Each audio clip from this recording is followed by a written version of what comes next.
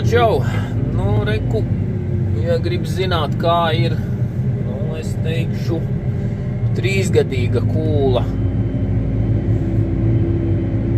Kā arās. 3 gadus ir stāvējis tas lauks, nekas nav darīts. Nu jau pat 3,5 varētu teikt, no 22. gada rudens.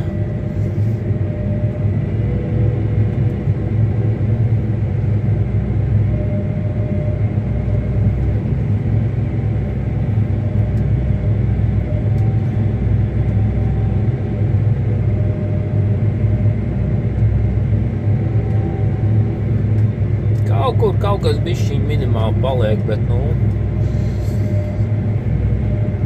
man jau likās, ka būs jābrauc pēc diskiem, ka te neko nevarēs izdarīt, bet, neko. Tīri labi. Derēs, šitāds arums derēs.